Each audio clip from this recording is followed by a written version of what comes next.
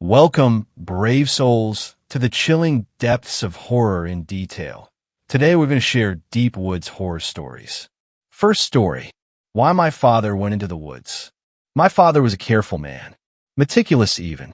He lived a life that was well measured, and if some considered him bland or dull, he didn't seem to mind. He was moderately successful in his business. He was moderately well thought of by the community we lived in.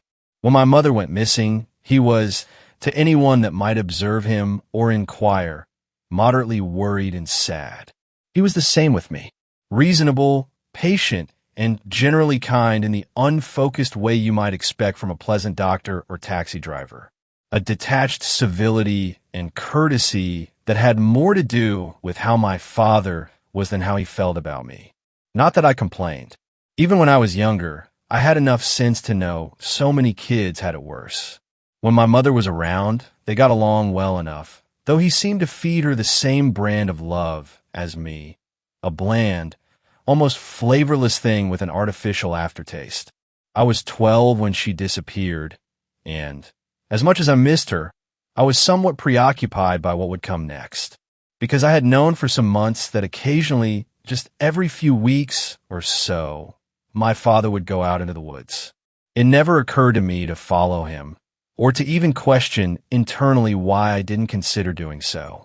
My fear of my father was like background radiation, invisible but ever present since I was old enough to understand that something was wrong, eating and mutating me slowly enough that I never stopped to wonder if everyone lived so tight with tension and foreboding, perpetually waiting for the other shoe to drop. When I saw him going into the woods one winter afternoon, I wondered if the time had finally come. He never went into those woods.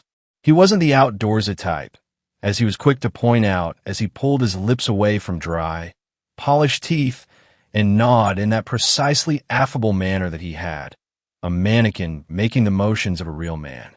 He was just home from work, but an hour earlier than usual, which was odd in and of itself.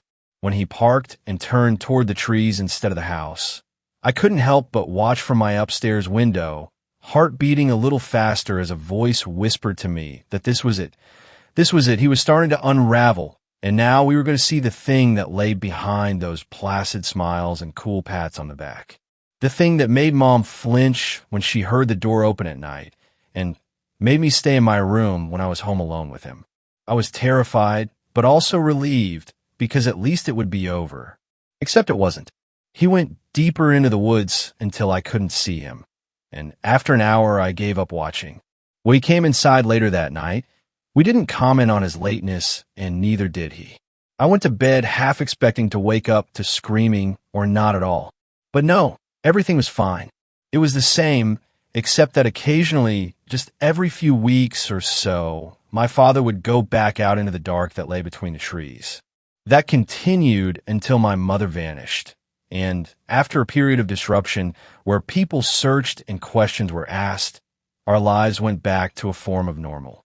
The dread I felt was constant now, but it was also an old and familiar friend by that point.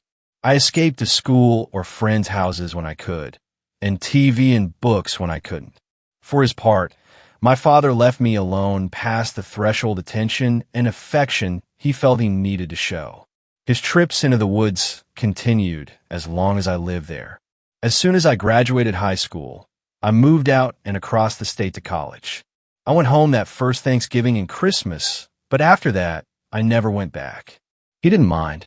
He called to check on me once a month, always the first day of the month at 8 o'clock, and other than that, we never spoke or saw each other again. I went back home to see to his funeral and put his affairs in order, but nearly everything had already been done for me. He died in the backyard of a sudden embolism, but you'd think he'd known the moment he was going to go. Every corner of his life had been tucked and folded, lines even and corners crisp, much like the envelope he had left for me. It wasn't some heartfelt message of love or loss, and it wasn't a confession of some dark, secret life. It was just a single line written in my father's small, neat script. It begins with the dreams. I rented a hotel room for the 2 weeks I planned to be back in town. The house just wasn't an option. I couldn't stay in that place again. Just walking in felt like putting my foot into quicksand, and I could feel the hands of that past me reaching up and grasping at me, hungry to pull me back down. So I slept in a hotel room that could have been like any other hotel room in any city in the world, somewhere far away. And for the first couple of nights, it worked. Then I started dreaming of the woods. I toyed with the idea of going into the woods since I'd gotten the call of my father's death. It had been years since I'd gone deeper and in the edge of the yard. I already spent most of my playtime away from home, and after I saw my father go there, it wasn't even a consideration. That was his place now, and whatever he did there, I didn't want to know about it. Maybe I would have just chalked up my dreams of picking my way between those dark and tangled trees as residual trauma dredged up by stirring the muck of my childhood. But on the fourth day, the day after the first of the dreams, the estate lawyer gave me the envelope with my father's last words. When I pulled out of the parking lot, I headed away from town and back toward the house. I was a grown man, and I wasn't wasting another day being afraid of letting that strange man poison my life. My heart still hammered as I stepped into the woods, but I was determined. I could see the ghost of a trail ahead of me, and I followed it further and further, past a small creek and across a field to a deeper part of the wood that was thicker and swampier. The mud sucked at my shoes as I went, and the air was more humid, but also deathly still. I'd have expected insects, but there were none. Bird sounds or furtive motions beneath the strange plants that grew here, but everything was silent. I had the thought that I'd stepped back in time, a frozen moment from some ancient swamp, oxygen-rich and teeming with unseen life. Life that was hungry and powerful, laying just beneath the black mud watching me perhaps, or suspended from the enormous boughs of the gargantuan trees that twisted overhead. The nightmare king of some dead dinosaur's forgotten memory, but somehow alive and ready to be remembered. I blinked and looked around. Where was I? What was I thinking about? My eyes fixed on a muddy bank I was standing in front of. In the middle of it, as though it had been excavated like a fossil, was the thing I felt sure my dream and my father had sent me to find. It was a brass fortune teller machine. I glanced around again. I had to be miles away from the house. How was that even possible? The woods weren't that big. Less than a mile, and I should have hit the highway. I tried to swallow, but my mouth was too dry. My body felt desiccated and hollow, just bone and dry skin, and terrible as I walked closer to the thing half buried in the hill. It was 5 feet tall, all polished wood and brass, though the metal was tarnished and the wood had began to bleach and speckle after time in the wet and the sun. The top 3 feet were a glass cube containing the torso of a puppet woman dressed in a headscarf and gold jewelry. Her painted green eyes regarded me from beneath arched, knowing eyebrows that told of knowledge of things unseen. Above the glass, the brass arched into an arabesque roof, framing a small sign of red and gold stained glass.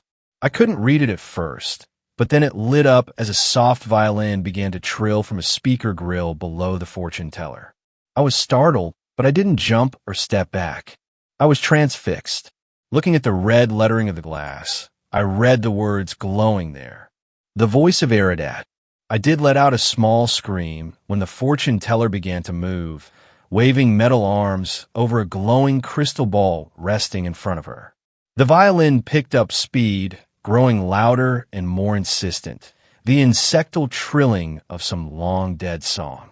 My skin prickled as excitement began to grow in my belly, spreading up into my heart and head, down into my groin.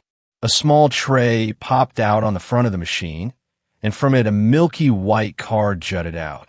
I didn't hesitate in reaching out and grasping it, pulling the card free from the silky strands that held it in place with some effort. On one side, there was a strange symbol that I didn't quite recognize, as though I'd seen it in a dream. On the other, there were only 2 words. Offer yourself.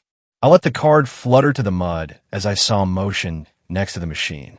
There was a hole beside it. Somehow, I hadn't seen it before, but it was there now. Less than half the height of the fortune-telling kiosk, and thick with shadow and more strands like had trailed from the card when I took it. There was no fear or confusion. I knew what had to be done. Of course I knew. I was doing something as old as rain or the sun rising, as sacred as being born or taking a life. I knelt down and crawled toward the hole, keeping my eyes lowered as I reached it and lay down, rolling over onto my back as I scooted myself forward, pushing my head into the moist darkness beyond. Once my shoulders touched the sides, I waited, holding my breath as I began to worry that I had done something wrong. But no, a coolness came to rest against my cheek as an inner darkness within that gloom came to greet me. I began to cry as that coolness dug into my skin as a voice told me to keep my eyes closed, not to look. I couldn't see it, not even a shadowy glimpse, or I'd be lost forever. I lay in the muck, head surrounded by shadows and webs, as its icy weight settled over my face. When I left the woods, I saw a sheriff's patrol car parked behind mine. I was going to try and ignore it, but Sheriff Haverland got out and met me in my car. We had met briefly 2 days earlier when I had run into him at the funeral home, and he had seemed a jolly and affable man at the time. Now, I could see beneath that, and I knew why he was there. Everything going all right. Kenneth, need anything for the service tomorrow? My offer to give you an escort from the church still stands. I nodded. I appreciate it. I don't think many people will be at the funeral, so traffic shouldn't be a problem. Raising an eyebrow, I studied him. Is that why you came? To offer help at the funeral again? He shrugged and gave me a small smile. Partly, yeah. That and, well, I just thought I should warn you. I felt my jaw tightening. Warn me of what? The sheriff puffed out a breath as he looked down the road. Your dad. Well, he's your daddy and he's passed. I don't make a habit of talking bad about the dead. But he met my eyes again. He was a strange man, and I'd be lying if I said me and others around here didn't wonder if he was up to more than he let on. I frowned. Up to what exactly? You talking about my mom? You never found any sign he did something to her, did you? Or that she had done anything but abandon us? Shrugging again, he nodded. No, you're right. But it was still odd. No one that knew her expected her to leave like that, and we never saw any sign of how or where she could have run off to. It's natural to suspect foul play involving the husband in something like that. You understand. He pulled at his bottom lip thoughtfully. But it wasn't just that. These last 20 years, we've had people go missing. That always happens sometimes. People move, run away, or get themselves killed. But since I was a deputy, we've had 3 times the number of people go missing here than in any of the surrounding areas. I know because I've checked. I stared at him. Okay, so what are you saying? Do you think my father had something to do with any of that?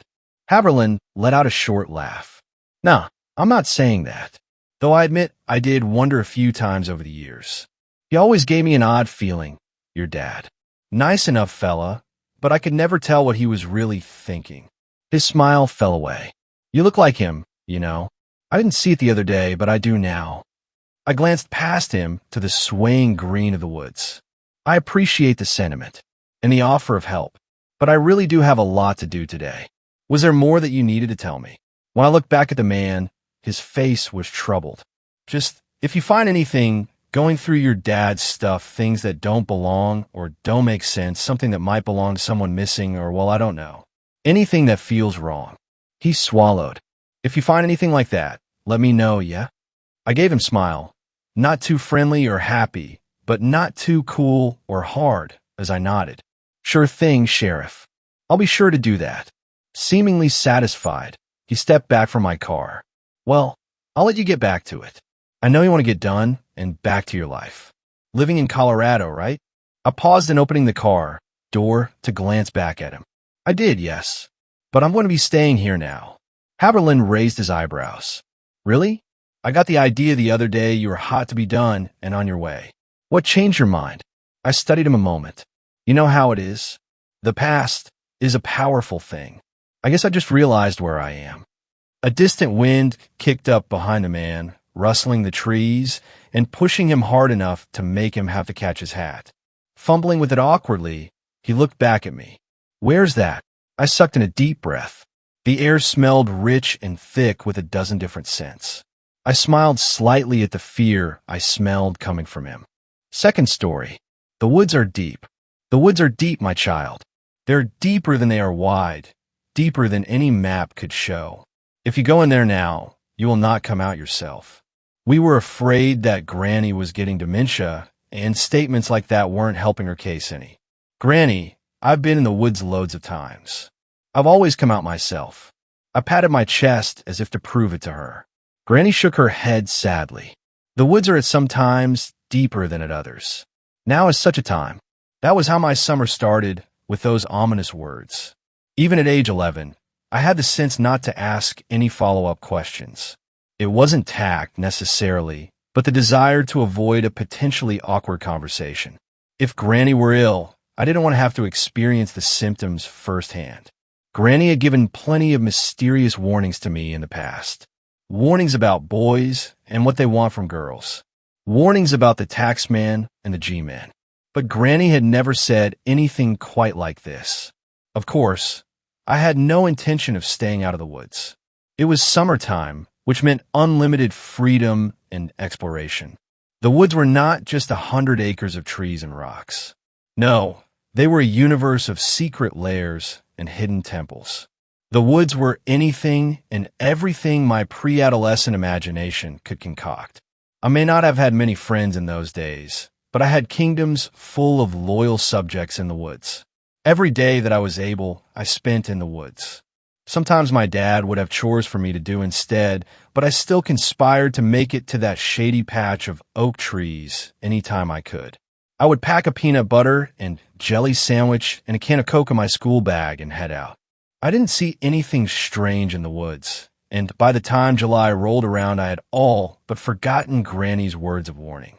On one exceptionally hot day sometime after the 4th of July, I was helping my dad pick rocks out of the field.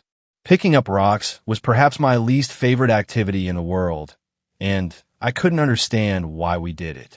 We didn't grow anything other than a few irritable cows, and surely they didn't mind a few rocks. My dad must have sensed my displeasure and took pity on me.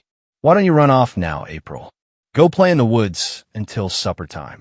Oh, and take your little brother with you. The elation that came from my dad's first 2 sentences was sapped by his last one. My brother Tyler was only 4 years old and afraid of his own shadow. I could already picture it in my head. I'd be trying to save a village from a marauding dragon, and he'd be crying his eyes out over a bug he saw. I couldn't see it working very well, but I knew better than to argue with my dad, especially after he had given me a reprieve from rock collecting. I collected Tyler, though he did not particularly want to go, and led him to the winding game trail that cut through our woods. I thought that I might get him interested in catching crawdads in the creek while I busied myself with more important things. Despite the intense sun of the day, the woods were dark and cool, with a few strands of light breaking through the dense oak canopy. I inhaled the familiar scent of earth and cedar, feeling completely at home. I tugged on Tyler's arm, urging him down the trail. I was anxious to get to the creek another half-hour's walk away. Are there snakes out here? Tyler asked, his little voice trembling slightly. Don't be stupid. Of course, there's snakes out here. Dangerous ones? I shrugged. Probably. Tyler gripped my hand tightly and slowed his pace. I turned to face him and knelt down. No snakes are going to get you, okay? And no bugs or nothing like that. I promise it's safe, okay? But Granny said we shouldn't go in the woods. She said it was too dangerous for us. I groaned. Yeah, well, Granny says a lot of stuff, and Dad said to take you with me. So who are you going to listen to? Tyler's eyes widened, and his bottom lip trembled slightly. He whispered Dad, so quietly that I almost couldn't hear him, but it was enough for me to start walking again. We made it to the creek in near record time, a small miracle given the small human-shaped ball and chain I was dragging. I had big plans for the patch of cedars near the creek side. It was just begging to become a magical fortress hideaway. I set Tyler up at the pleasantly burbling creek, with instructions to catch 17 crawdads before we could go home. My 11-year-old math told me that was the perfect number to ensure at least an hour of uninterrupted time to myself. I left him there alone while I walked the few yards to the cedar stand. I stopped and listened, making sure that I could hear him if something were to happen. I was caught up in my imaginary world almost instantly. So intently focused was I on rearranging the cedar boughs and clearing space for my castle hideaway that I didn't even notice the passage of time. Eventually, I began to note the lengthening shadows and golden light of late afternoon. That couldn't be right, could it? That meant that hours must have passed, but surely Tyler would have been yelling for me to take him back home by now. "Tyler," I called out. I stood up in the cedar stand and listened. He made no response. And more than that, I noticed that the woods around me were absolutely quiet and still. Gone was the ever-present gurgle of the creek. No birds sang, and I couldn't even hear the sound of the wind among the tree branches. Just the suffocatingly loud silence.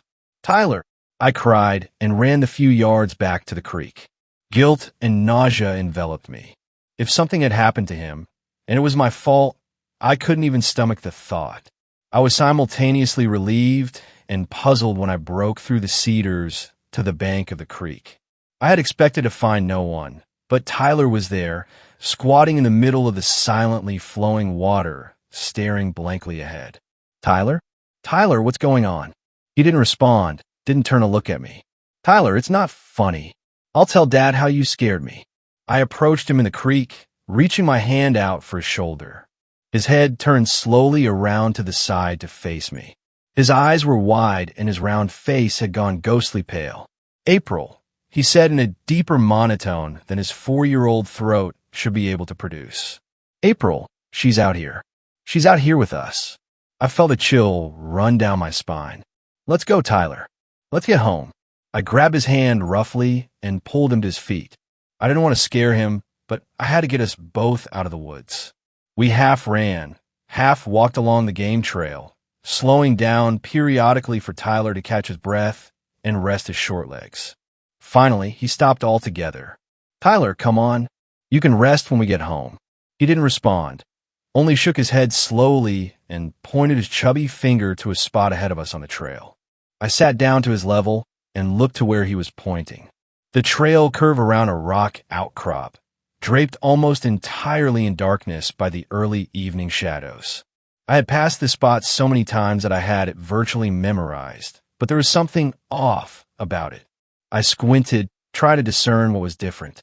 Then I saw it, there in the shadows where two boulders joined.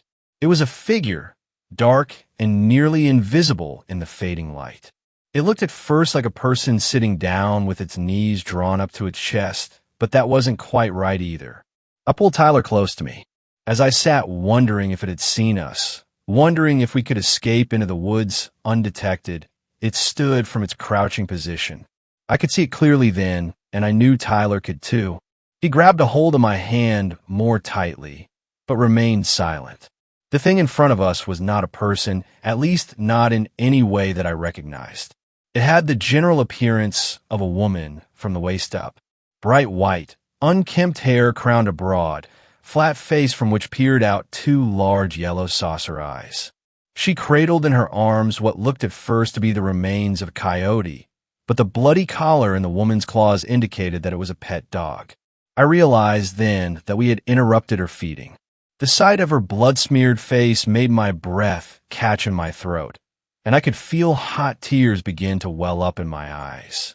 She cast the animal carcass aside and moved toward us with a painfully slow deliberation. Her movements were unnaturally stiff and jerky. I immediately saw why. Though she was taller than my dad, she moved on legs far too short for her torso, no more than 1.5 feet in length, and her two long arms swayed limply beside her lank body. I stumbled backward, pulling Tyler along with me. We backed down the trail as the thing approached. I moved my head back and forth, looking for an escape route in the dense vegetation around us, all while keeping an eye on her advancing form.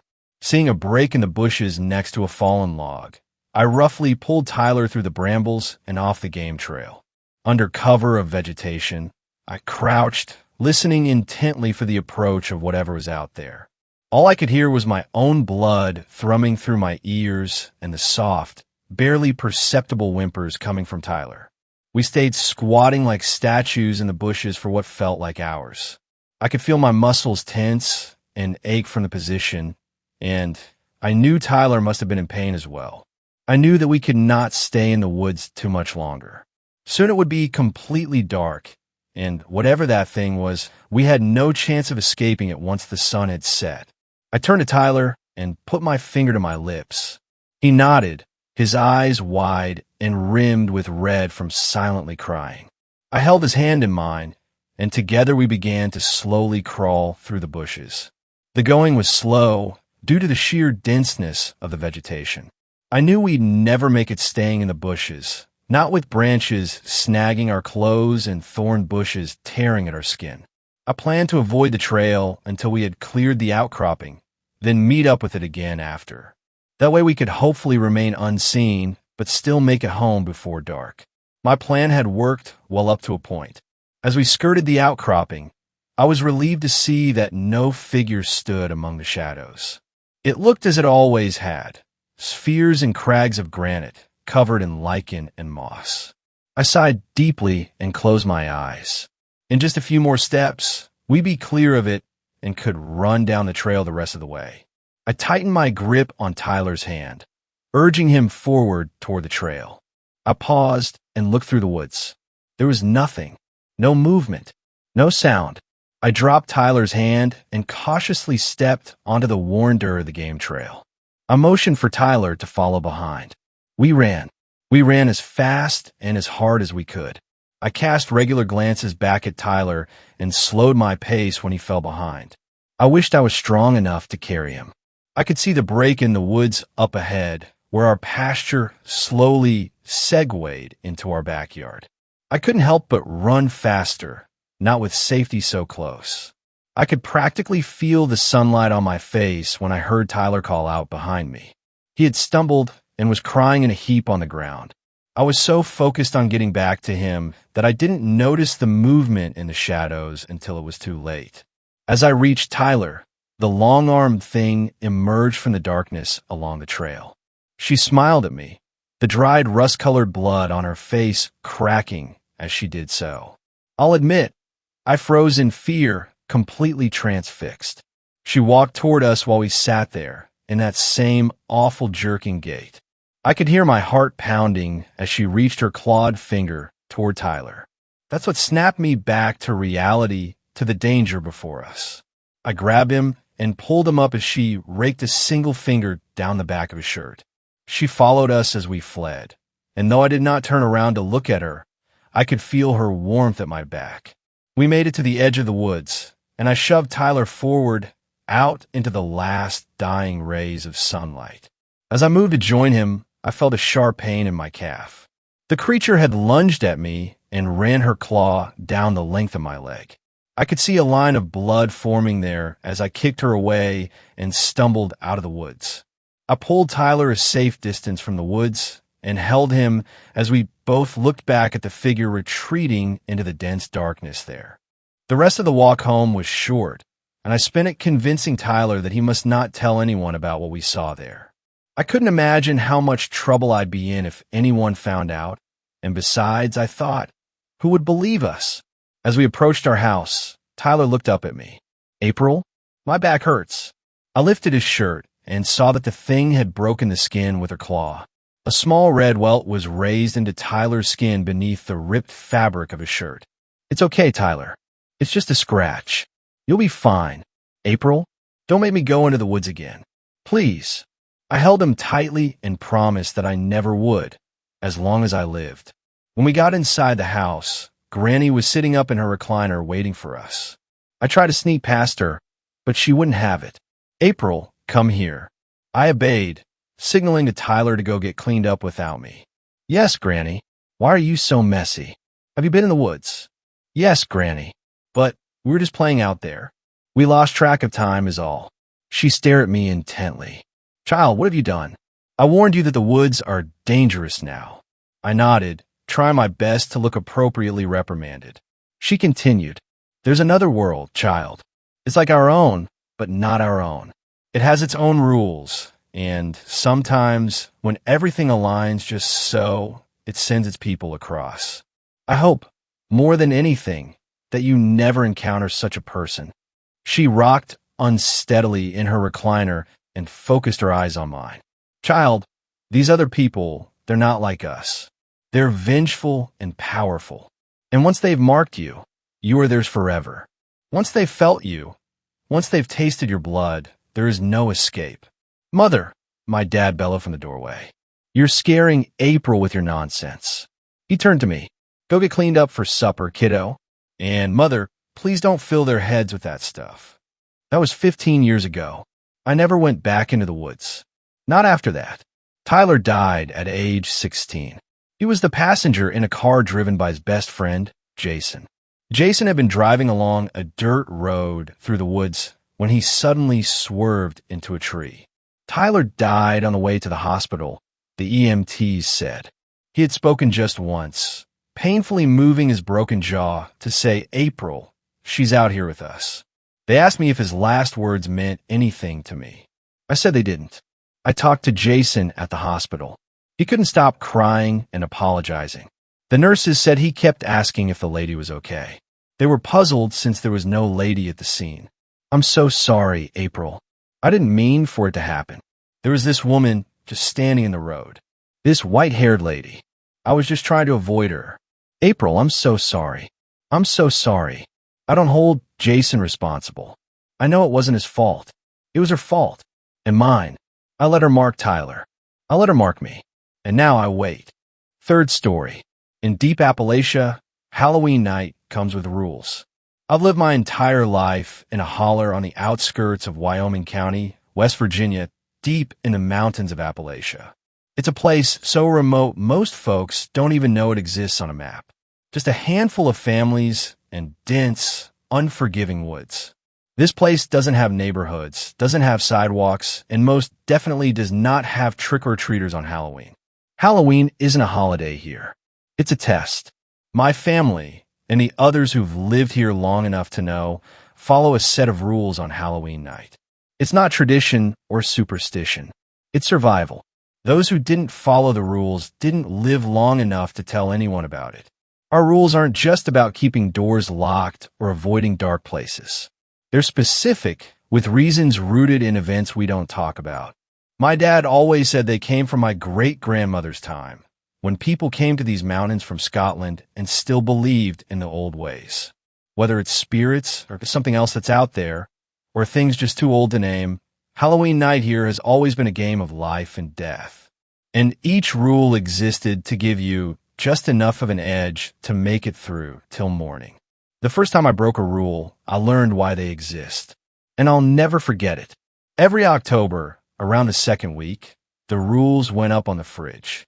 We lived by them. My family took them seriously, and not just in a keep the kids safe kind of way. No, these rules were for everyone. Break one, and you'd put us all in danger. Here's how they go. 1. If you hear 3 knocks at the door after sunset, do not answer. 2. If you hear a single hard knock, open the door, but do not look at who stands there. Hold out a basket of freshly baked bread and wait until you hear the footsteps leaving to shut the door. 3. If you hear someone call your name from the woods, do not answer. 4. If you see a figure at the tree line wearing a wide-brimmed hat, do not look at him for longer than 1 second. 5. If you hear chains dragging on the ground, sprinkle salt on all windowsills and door thresholds within 1 minute. 6. If a candle is burning in the window of the old abandoned Anderson cabin up the hill, stay indoors, no matter what. These rules didn't exist for no reason. They were handed down because bad things had happened. People vanished, people died, and strange things occurred. That's just how it was. I remember one specific year, years back, when Halloween night fell on a full moon. The air felt different, charged. My dad had a sense for when things were going to be bad. You could just feel it in the holler, thick in the air, like something breathing down your neck. Dad told us to get all the preparations done early. Salt the windows now, he instructed, standing by the door, his face tight with worry. We're not waiting for the chains. I followed his orders without question, pouring salt along each windowsill and at the front and back door thresholds. My brother was baking bread, already anticipating rule number 2, the one we hated the most. It was the one that forced us to interact with whatever knocked, whatever stood on the other side of that door. We never knew who or what it was, but we knew if you didn't offer bread, or if you dared to look, it wouldn't be good. By late afternoon, the house was fortified. The bread was cooling on the counter, its smell filling the kitchen. The fire was lit, burning low, and a 12-gauge lay across Dad's lap like it always did on Halloween. Isaac, my younger brother, sat closest to the window, glancing out every now and then. We had about 3 hours before sunset. The rules were clear. Everything bad happened after dark. But the waiting was the worst part. The longer we sat there, the more anxious we became. Did we use enough salt this year? Isaac asked quietly. Dad didn't answer. He just stared into the fire, gripping the gun tighter. That was answer enough. The first knock came just after dark. A single knock, slow and deliberate. Isaac and I froze, staring at the door. Dad stood up, motioning for us to stay back and be quiet. I swallowed hard, heart pounding in my chest. It was time to follow Rule 2. Without a word, Dad picked up the basket of bread from the counter, freshly baked, still warm. He walked to the door, resting one hand on the knob. Remember, he said, his voice low and steady, don't look. He opened the door, just wide enough to slip the basket through the crack, his eyes focused on the floor. The warm smell of the bread wafted out, and I could hear a faint shuffling on the porch. Whoever, or whatever it was out there. I saw a flicker of movement from the corner of my eye, a shadow stretching across the porch, but I didn't dare look. Dad held the basket out, his hand shaking slightly. For a few heartbeats, there was no sound, no movement, and then footsteps. Slow, heavy footsteps retreating from the porch. He waited until they faded completely, then shut the door quietly, locking it tight. Isaac let out a breath. Why don't we just leave the bread out early? Why do we have to wait for the knock? Dad's face was pale, and his eyes were hard. We have to wait for the knock. And if we don't answer the knock, it'll come in. We thought it was over. We had followed Rule 2 to the letter, and for a moment, it seemed like things were quiet. But here, nothing stays quiet for long on Halloween. Isaac was the first to notice him. He was standing at the edge of the woods, just where the trees meet the clearing. He was tall and thin, a wide-brimmed hat casting his face in shadow. He didn't move, didn't make a sound, but he was there, watching. Isaac gasped, pointing. It's him, he whispered, voice trembling. Dad didn't need to ask who. He knew. We all did. The man in the hat. Don't look at him, Dad snapped. Not for more than a second. I glanced, just enough to confirm he was there. A tall, dark figure, almost blending into the shadows of the trees, but distinct enough to make my blood run cold. I looked away quickly, heart hammering in my chest. We got away from the doors and windows of the house and sat huddled in the living room, the fire our only light. Outside, the man in the hat stood at the tree line, unmoving as the night crept on. It wasn't until after midnight that we heard the chains. At first, it was faint, a metallic clinking that seemed distant, almost like it could have been the wind. But it grew louder, closer, until it was unmistakable. The sound of chains being dragged across the rocky ground outside. Isaac's face turned pale. He shot me a look, wide-eyed and terrified. The salt, he whispered. Dad nodded grimly. Go check. I got up slowly, trying to control the tremor in my legs. I circled the house, inspecting every window and doorframe. The salt lines were intact. Nothing had disturbed them. The chains continued to scrape outside, dragging closer and closer, but we didn't dare open the door. We didn't dare look. We stayed inside, sitting together in the flickering light of the fire, listening to the sound of the chains until the first light of dawn broke through the windows. We had made it through the night. The man in the hat was gone. The chains had stopped. But as the morning light seeped through the shutters, I glanced toward the old Anderson cabin up the hill, and there it was. A single candle still burning in the window. The rules are clear. When a candle burns in the Anderson cabin, you stay inside. No exceptions. No excuses. Even with the sun beginning to shine and the birds beginning to chirp, the sight of that candle filled me with a primal fear. We have to wait until the candle goes out before we can go outside, before the night is truly over. And that's how it goes here. The rules aren't just there to be followed. They're there to keep you alive. And if you're smart, you don't ask questions. Sometimes it's better not to know. Halloween here had always been terrifying, but last year was different. It wasn't just the usual unease or the normal anxiety that came at the setting sun. It almost felt like the rules weren't enough anymore. My dad was getting older, his movements slower, his hands a little less steady. We all knew it, but no one said anything. We just followed the rules like always, hoping that would be enough. We spent the day in preparation, salting the windows, baking the bread, the usual. Isaac and I were jittery, pacing around, double-checking everything. With my dad getting older, we felt a greater pressure to take it upon ourselves to prepare. The sky darkened faster than usual, clouds rolling in from the west, blotting out the last rays of the sun. By the time dusk fell, the fire was burning low, and the house sat in darkness. Dad sat in his usual spot by the door, the shotgun across his lap. The basket of bread, fresh out of the oven, sat next to him. We all waited, our hearts pounding in the silence.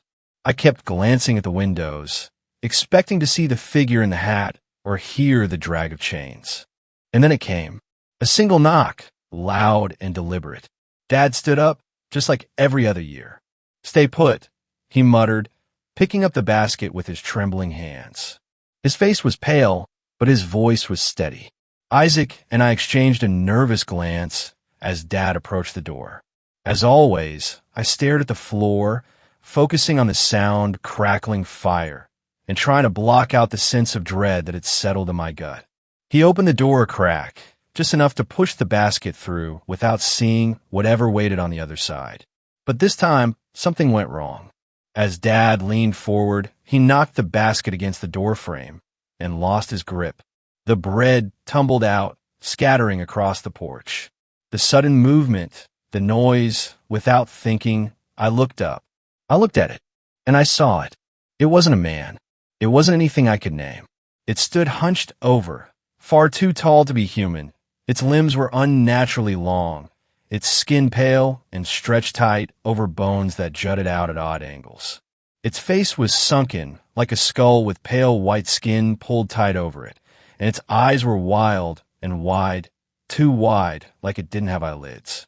Its mouth opened unnaturally wide, a black, gaping hole that emitted a horrible, deafening wail. It was a sound I had never heard before, like metal scraping against stone, but worse. It drilled into my skull, making my ears ring and my vision blur. Before I could react, before I could even scream, the thing lunged. Its bony hand shot out, grabbing my dad by the collar. In one terrifyingly quick motion, it yanked him off the porch, dragging him toward the woods. The sound of his body scraping against the ground, his muffled cries, and the creature's horrible wail all blurred together into a scene of pure terror. Isaac screamed first. I was frozen, my mind unable to comprehend what had just happened. But Isaac's scream jolted me back to reality. "Dad!" Isaac yelled, bolting for the door. I followed, my legs shaking and my heart pounding so hard it felt like it would burst out of my chest. We ran out into the cold night air, toward the edge of the woods where we could still hear Dad's faint cries. But before we could take more than a few steps, I saw it. The candle, a single flickering light in the window of the old Anderson cabin. My blood ran cold. We had come outside when the candle was burning. I grabbed Isaac's arm, pulling him to a stop. "Wait," I whispered, voice shaking. The cabin. As if on cue, the door of the cabin suddenly flew open with a loud crash, as if something unseen was about to come storming out. Something angry, something that should not have been awakened. "We have to go," I shouted, dragging Isaac back toward our house. We scrambled inside, slamming the door shut behind us. I locked it, my hands trembling so badly I could barely turn the key. The shotgun was still on the floor by Dad's chair, but it felt useless. What good would it do against something like that? But the night was far from over. We huddled in the living room, terrified, waiting for the next rule to break. Isaac was crying, his hands shaking as he tried to steady his breathing. I stared at the door, half expecting something to come crashing through it any moment. The chains came next. We heard them clattering on the ground, dragging closer and closer. I grabbed the bag of salt, getting ready to double-check the lines of salt we had placed down earlier. The chains dragged right up to the front door, the metallic clinking echoing in the silence. I could hear it just outside, scraping against the wooden steps of the porch. But I knew the salt would hold. It always did, or so I thought. Isaac was the first to notice it. We had forgotten to resalt the front door threshold after going outside. The wind from the open door had disturbed our salt line. Just as I was about to rush toward the door to resalt it, I heard the chains and a creaking against the door. It sounded as though a heavy weight was slowly leaning against it. I knew we didn't have time. I began to back away, motioning to Isaac to go to the bedroom. Isaac screamed as the door burst open. We ran into the back bedroom, hearts pounding, breaths coming in ragged gasps. I quickly salted in front of the door to the bedroom and checked the windows. "It's in the house," I whispered. I could feel it, a presence, something cold and malevolent, creeping through the house toward us. I don't know how long we waited, or how long we listened to the chains pacing back and forth through our house. Eventually, we heard them go back outside. Slowly, we left the bedroom and quietly closed and locked the front door. I placed a fresh line of salt in front of the door and breathed a sigh of relief. We were safe, for now. And then we heard again. A knock, but not the single knock, and not the 3 knocks. This was something new, something that didn't fit the rules. It was a rapid, frantic pounding, as if whatever was out there wanted in now. My heart stopped. The rules didn't cover this. Isaac looked at me, eyes wide with terror. What do we do? I didn't have an answer. The pounding grew louder, more desperate. The windows rattled in their frames, and the fire flickered, casting wild shadows on the walls. Whatever was out there was angry, angrier than anything I had ever felt before. "We just wait," I whispered, my voice barely audible over the noise. We wait until daylight. The rest of the night was a blur of terror. Every minute felt like an hour. Every sound made my heart leap into my throat. We didn't sleep. We didn't dare move from the living room. We huddled together in front of the fire, clutching the shotgun like it was our last hope, and quietly crying over the loss of our father. The pounding on the door never stopped. The chains outside the house dragged back and forth, a constant reminder of the horror that waited just beyond the walls. And through it all, the candle in the Anderson cabin burned bright, flickering in the distance like a beacon of death. But somehow we made it. By the time the first light of dawn broke over the mountains, the sound stopped. The pounding ceased. The chains fell silent. The candle in the cabin flickered out. We had survived another year. Barely. But Dad never came back. Halloween in our holler had always been a test. But last year it wasn't enough. Breaking the rules cost my dad his life, and everything is different. And I can't shake the feeling that this Halloween will be worse. Fourth story. Make damn sure you avoid the backwoods of eastern Kentucky.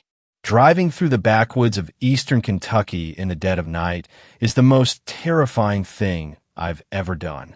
Anyone who's ever been in the area knows exactly what I'm talking about. All the light from the moon and the stars is blocked by thick vegetation and hills, so it's pitch black. There's history in those hills, a lot of history, and this energy fills the place with this crazy, bad vibe. It's like the very land is pissed at you, like it wants you dead. The roads aren't well traveled, and you'll be hard-pressed to see a single car driving down them at night.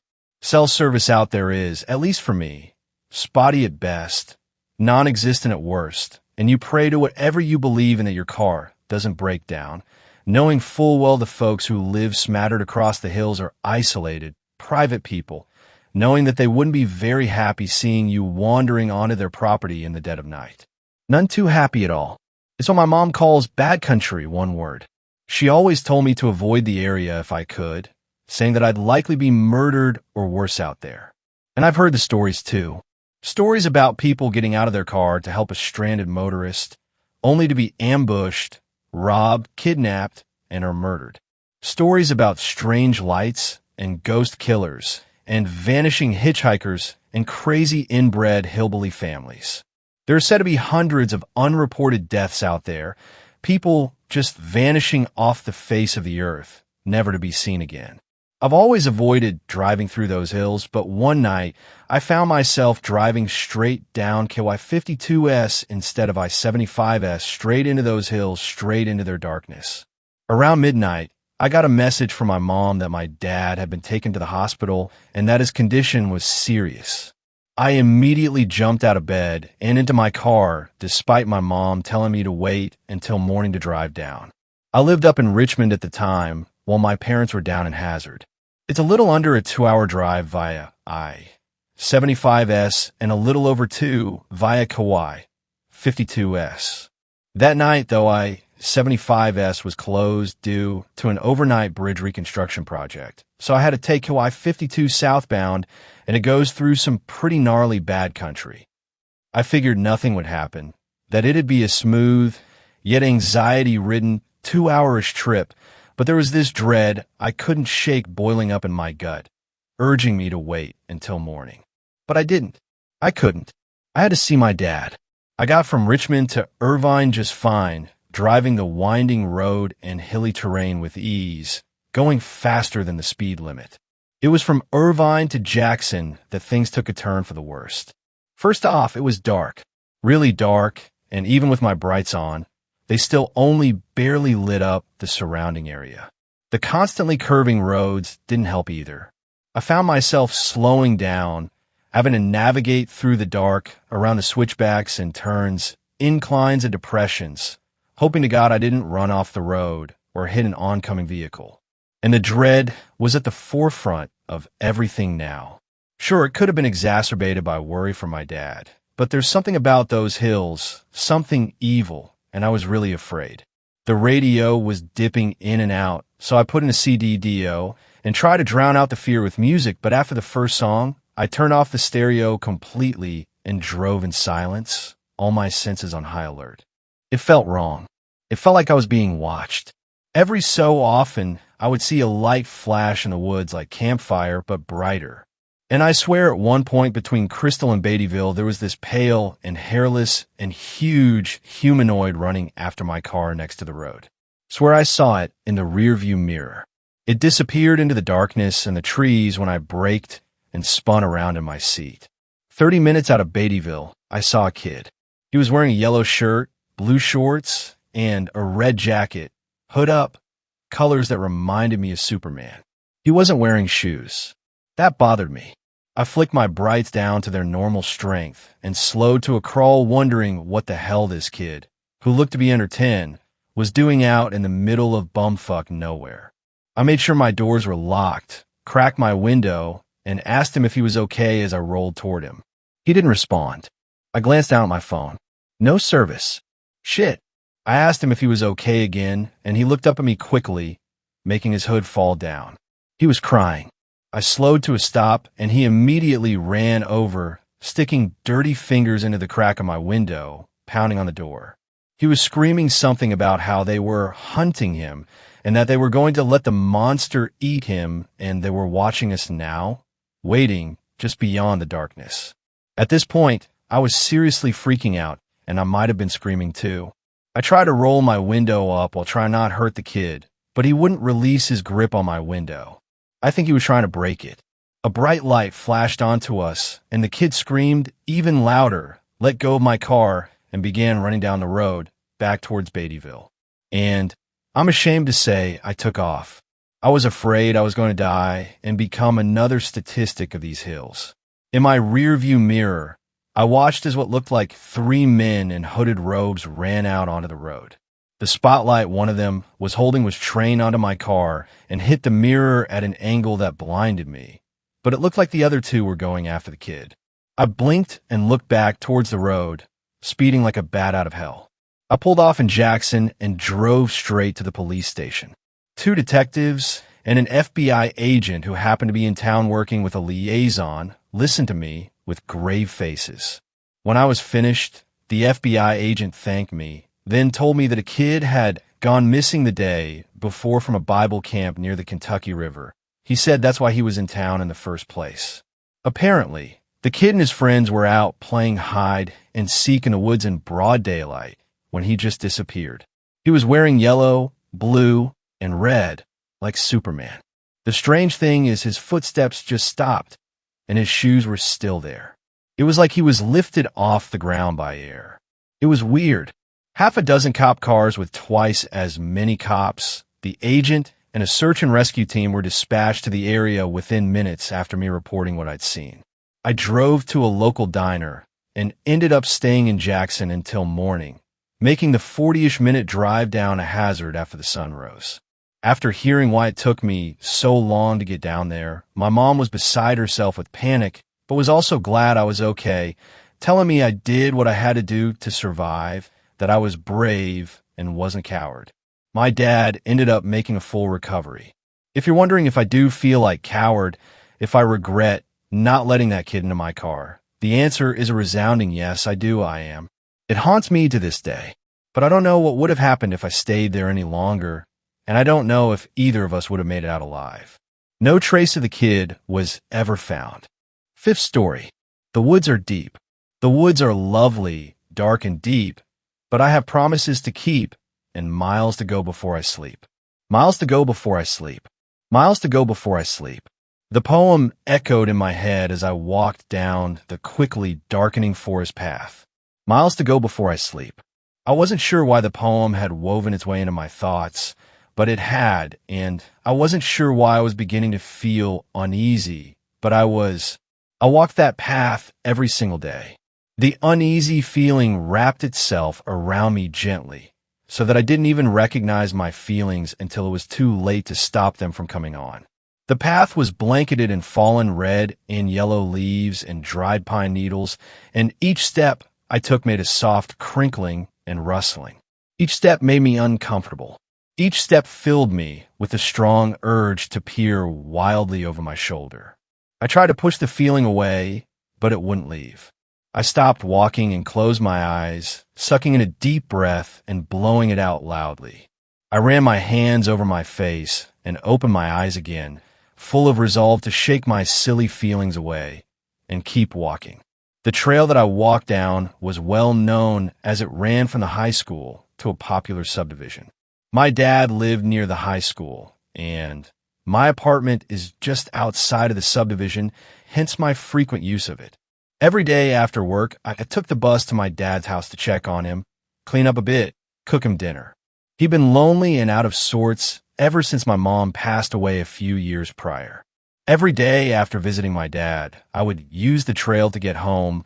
I used it as exercise and an almost meditation after long and hectic days. It was only 5 or so kilometers long and was often pretty busy with teenagers coming from late practices at the school. The uneasy feeling felt extremely unnatural. The fact that I frequented the path combined with the fact that I was a very capable and experienced hiker made the whole situation extremely strange. I usually felt right at home in the woods. Not that day, though. That stupid poem had started up and hadn't left me alone with my thoughts. The woods are lovely, dark and deep. And dark they were. It had been sunny when I left my dad's, but for some reason the woods were nearly black. They hadn't been when I first started walking, though. I didn't think they had been anyways. They were thick woods, sure, but not thick enough to block out the daylight the way they were doing. I kept walking forward, resisting the urge to peer behind me. I was nearly halfway through the path. A couple kilometers really wasn't much further to go, especially on the relatively level and flat trail, and I'd been sure I would run into someone else soon anyways. I hadn't walked that path a single time without running into at least one other person. I rounded a corner, my feet shuffling and crackling the leaves loudly with my hurried pace. My heart was beating fast as I let panic overcome me. I glanced behind me into the darkness, finally giving in to my urges. Nothing. Nothing behind me. I sighed with relief just as I ran headlong into something solid. It knocked me backwards onto my ass, and I threw my arms down into the crunchy forest floor to stop my head from hitting. It was a person I had run into, facing away from me down the trail and dressed in a long black coat and ball cap. The force of the impact had knocked me right down, but that guy was still standing. He hadn't even turned around. Guy must have been built like a brick shithouse. "I'm sorry, sir," I stammered, getting to my feet. My heart pounded harder, and I almost felt like vomiting. The unease still smothered me, despite having literally run into another person. The person didn't respond to my apology. Thinking maybe he was deaf, I decided to go around to his front side to speak to him. It had to have hurt him. My ass was sore and my forearms were scratched up, not to mention my probably bruised face where I had rammed into his back. "Sir," I said again loudly as I stepped around his side and came face to face with him. My jaw dropped as I rounded him. I stumbled backward a step. I was somehow looking at the back of him still. I took another step backward. There was no way in hell he had turned around while I came from his backside. I had watched him the whole time. It was impossible. Dread, gripping and deep, came over me, and my stomach let loose. I stepped backwards away from the thing, while simultaneously vomiting my late lunch onto the forest floor. The thing's shoulders began to heave up and down, and a dry, wheezing sound filled the forest to the brim. I covered my ears, continuing to back away. I tripped over an exposed root and landed on my ass for the second time that evening. I got up and I ran. Even harder to brush off than what had happened in the forest that day was what happened when I reached the street. Cop cars, fire trucks, and news vans lined the streets as I stumbled out into the daylight. There was a search and rescue helicopter above and canine units below. I had stumbled out and immediately collapsed onto the ground, exhausted from my experience. I woke up in the hospital the next day. They told me I had been missing for 3 days. 3 days. My dad came to visit me while I was in there, and I told him what had happened. He didn't say a word, just listened and nodded. I didn't tell anyone else. I think they thought I was on drugs or something. I got discharged 2 weeks ago. I found my dad dead in his bedroom 2 days ago. I still haven't heard back from the coroner about his autopsy results. I get uncomfortable in the dark now. I can't look into a room that has its lights off without feeling nauseous. I sleep with my lights on. Thanks a lot for watching the video till the end. Subscribe to Horror in Detail for more videos. Drop your suggestions in comment section.